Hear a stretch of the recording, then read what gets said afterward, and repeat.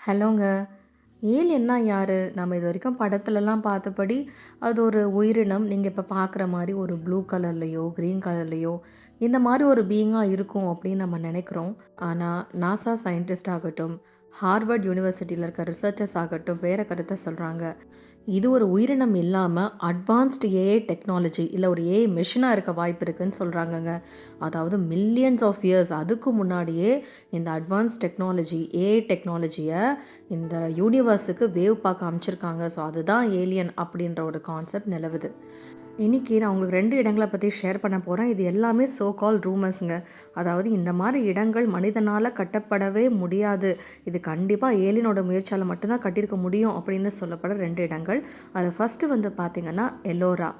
அதாவது கைலாசநாதர் கோயில் அங்க இருக்கு. அதோட ஆர்க்கிடெக்சர் பார்த்தீங்கன்னா, அப்படியே எனக்கு மெய் சிலுத்துருச்சுங்க. அது என்ன பண்ணிருக்காங்க, ஒரு சிங்கிள் பாறையில அந்த மொத்த கோவில வடிவமைச்சிருக்காங்க. நம்ம இப்ப யூசுவலா ஒரு கட்டடம் கட்டினா என்ன பண்ணுவோம்? First basement. அதுலேருந்து கீழ இருந்து தான் நம்ம மேல எழுப்புவோம்.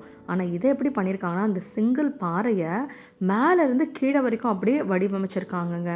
அவ்ளோ பிரில்லியன்ட்டா இருக்கு. அது மட்டும் இல்லாம, இது பண்றதுக்காக 4,00,000 டன் அத்தனை கற்களை வந்து அகற்றி இதை வந்து வடிவமைச்சிருக்காங்கன்னு சொல்றாங்க.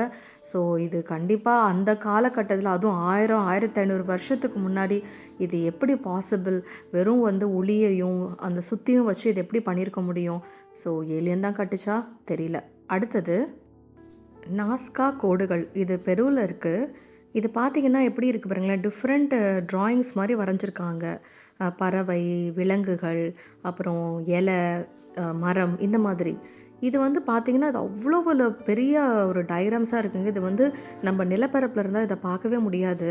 இது ஃபுல்லாவே வந்து டெசர்ட் பாலைவனத்தில வரைஞ்சிருக்காங்க. இது நீங்க வந்து சில 1000 அடிகள் பறந்தா மட்டும் தான், ஃப்ளைட்ல மட்டும் தான் போய் பார்த்தா, இந்த ஃபுல் வியூவ உங்களால பார்க்க முடியும். எப்படி அத்தனை வருஷத்துக்கு முன்னாடி எந்த ஒரு டெக்னாலஜி, எந்த ஒரு டூல்ஸும் இல்லாம, எப்படி இவ்ளோ அக்யூரேட்டா இத வரைய முடிஞ்சது அப்படின்றது தெரியல.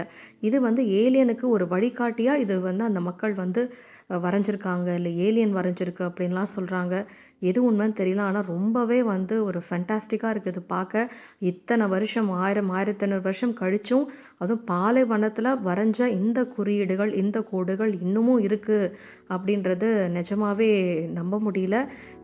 கண்டிப்பா எனக்கு ஒரு வாய்ப்பு கிடைச்சா இத டெஃபினட்டா நான் விசிட் பண்ணுவேங்க. பார்ட் 2 வேணும்னா கமெண்ட்ல கண்டிப்பா பார்ட் 2ன்னு கமெண்ட் பண்ணுங்க. ஏன்னா நமக்கு தெரியாத நெறைய நெறைய சூப்பரான ஃபேக்ட்ஸ் ஏலியன பத்தி இருக்கு. ஏலியன் வெறும் இமேஜினேஷனா? இல்ல உண்மையா? தெரியல. பொறுத்திருந்து தான் பார்க்கணும்.